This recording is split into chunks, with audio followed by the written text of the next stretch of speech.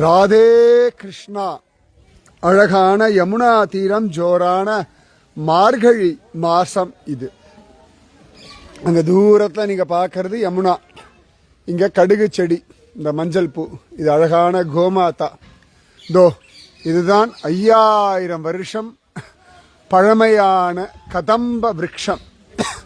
கேளி கதம்ப விருட்சம் அப்படின்னு இதுக்கு பெயர்.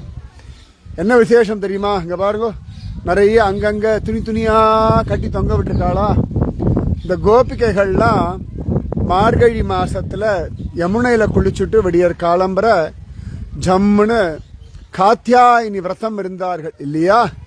அப்படி காத்தியாயினி விரதம் இருந்த பொழுது ஜோரா கடைசி நாள், கிட்டத்தட்ட போகி அன்னைக்கு, கண்ணன் இந்த இடத்துல வந்து இந்த கோபிகைகள்லாம் வஸ்திரத்தை வச்சுட்டு குளிக்க போயிருந்தா இல்லையா?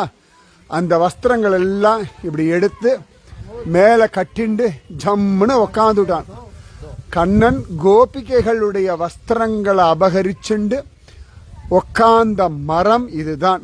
5000 வருஷம் பழமையான கேளி கதம்ப விருட்சம் இதுதான். இந்த மார்கழியில் எங்களுக்கு இந்த மரத்து பக்கத்தில் நிற்கிற பாக்கியம். இந்த மரத்தை நான் தொட்டுக்கிறேன். கண்ணன் உட்கார்ந்த ஒரு மரம். இந்த மரம் உங்களுக்கும் உங்கள் குடும்பத்திற்கும் பக்தி, ஞான, வைராக்கியம், ஆயுர், ஆரோக்கிய, ஐஸ்வர்யம் எல்லாம் தரட்டும்.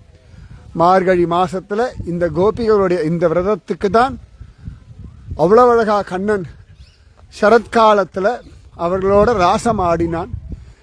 இந்த மார்கழி விரதம்தான் ஆண்டாளுடைய திருப்பாவி விரதத்திற்கு ஆதாரமானது. அதனால நன்னா சேவிச்சுக்கோங்க. கோட்டி ஜென்ம சுக்கிருத்தம். இந்த இலைகள்லாம் பாருங்க. இந்த மரத்து மேலதான் கண்ணன் உட்கார்ந்துட்டு இருந்தான். அந்த கண்ணன் உங்களோட என்னைக்குமே இருக்கான், எப்பொழுதுமே இருக்கான். இந்த உங்களுடைய வஸ்திரங்களும் இந்த மாதிரி கண்ணன் எடுத்துக்கட்டும். சரீர அபிமானம் போகட்டும். இங்க அழகா ராதையும் கண்ணனுமா நின்னுண்டு உங்களுக்கு அனுகிரகம் பண்றார்கள். கோபிகா ஜீவனஸ்மரணம் கோவிந்தா கோவிந்தா கோவிந்தா ஜீவனஸ்மரணம் கோபிகா கோபிகா. ராதே கிருஷ்ணா. जय बोलो श्री कृष्ण कन्हैया लाल की जय. राधे कृष्णा.